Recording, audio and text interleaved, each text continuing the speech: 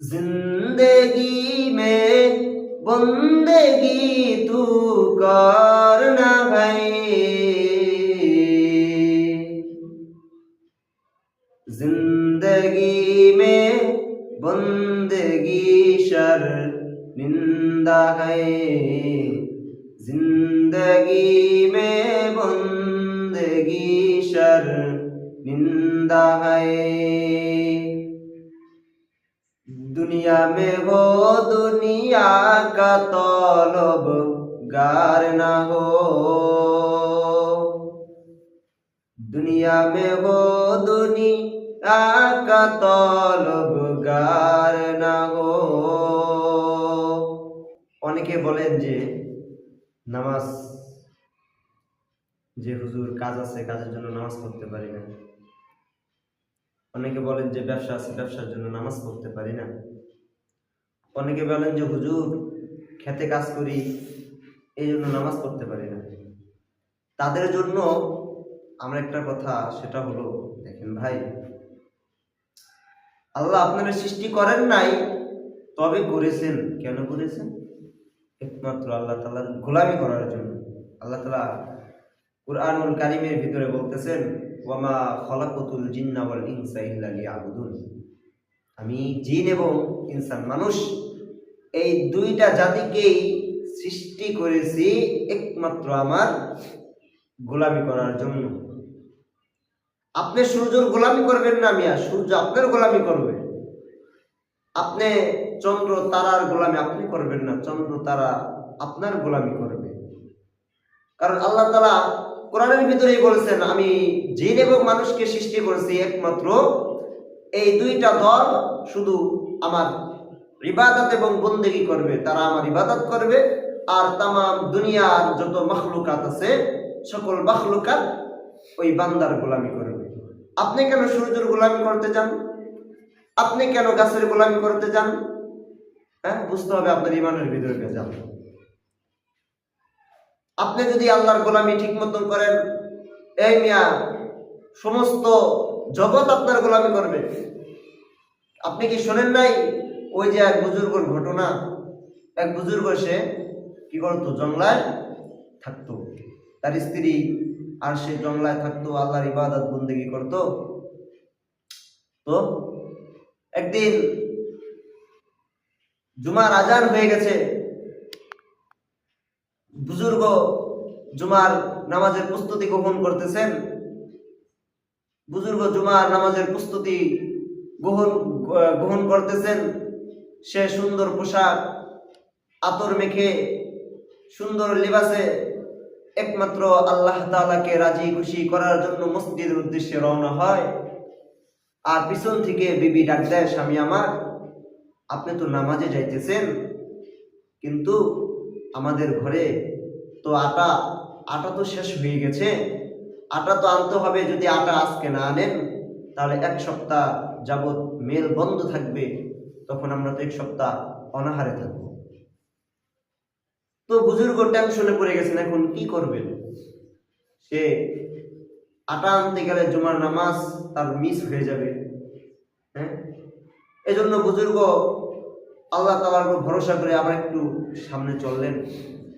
বুজুর্গ সামনে চলার পরে পিছন থেকে তার একটা ভাতিজা ডাক দিয়ে বলে, চাচা যান, আপনি তো আল্লাহর গোলামি করতে মসজিদে যাইতেছেন, ভালো কথা, তবে চাচা যান শুনে নেন, আপনার গোয়াল ঘরের ভিতরে যেই গাভীটা বান্ধা ছিল রে চাচা যান, সেটা তো ছুটে জংলার মধ্যে চলে গেছে।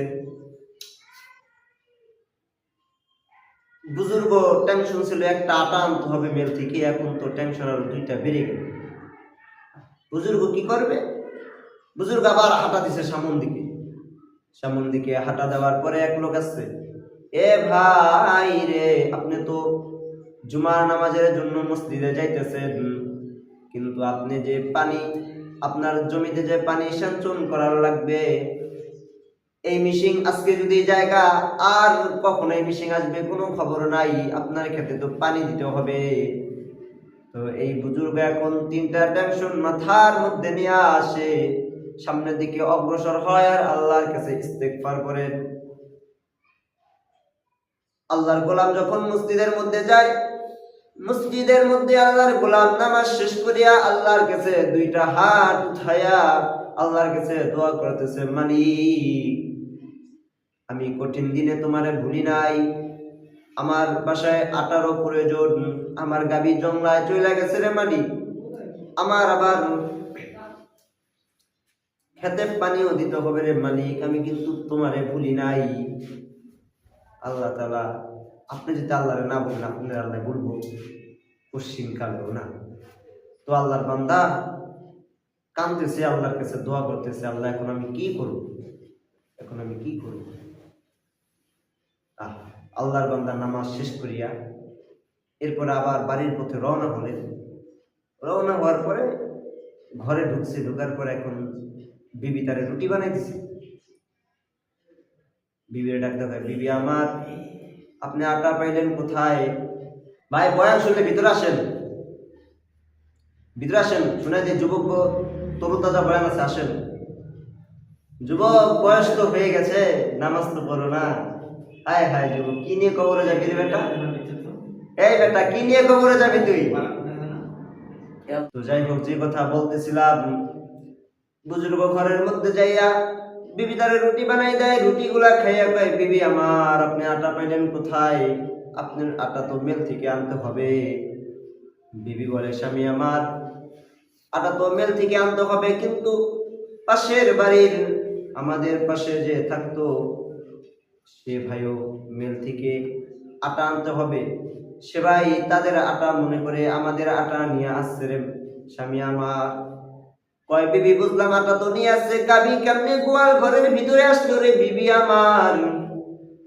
তখন বিবি বলতেছে, স্বামী আমার জংলার একটা বাঘ আমার গাবিটারে তাড়াইতে তাড়াইতে আবার এই গোয়াল ঘরের মধ্যে যখন গাবিটা ঢুকে গেছে, বাঘটা আবার জংলার দিকে চলে গেছে। তার মানে গোলামি করেছে আমি আল্লাহ, সমগ্র বিশ্ব ভিতরে যত জীব জানোয়ার আছে তার গোলাম হইয়া গেছে। তার গোলাম হইয়া গেছে। ইমদাদুল্লাহ মুহাজিরি মুক্কি রহমাতুল্লাহি আলাইহি একটা ঘটনা আছে। ইমদাদুল্লাহ মুহাজিরি মুক্কি রহমাতুল্লাহি আলাইহি যখন একটা কি করেন, যখন সে দিনের কাজ দিয়া যখন সে এই বড় জঙ্গলের ভিতরে গিয়া বলতেছে, এই বনের পশু, আমি আল্লাহর নবীর মেহমান, আমি আসছি এখানে দিনের কাজ করতে, যত হিংস্র পশু পাখি আছো তোমরা বাগান থেকে চলে যাও। তো সাথে সাথে বাগান থেকে বক, বাঘ, এরপরে যত হিংস্র পশু পাখি ছিল সব চলে গেছে। কি জন্য চলে গেছে? কেন চলে গেছে? আপনারা আমার কথা তো একটা বিড়ালও জানে, কেন যায় না? আরে মিয়া, তারা ঈমান বানাইছে, তাদের উপর আল্লাহ তাআলা খুশি, তারা আল্লাহ তাআলাকে রাজি খুশি করতে পারছে বিদায় তাদের কথা বাঘ পর্যন্ত শুনে, তাদের কথা সিংহ পর্যন্ত শুনে। এই মিয়া, তুমিও ওই রকম হয়ে যাও, তোমার কথাও সিংহ শুনে।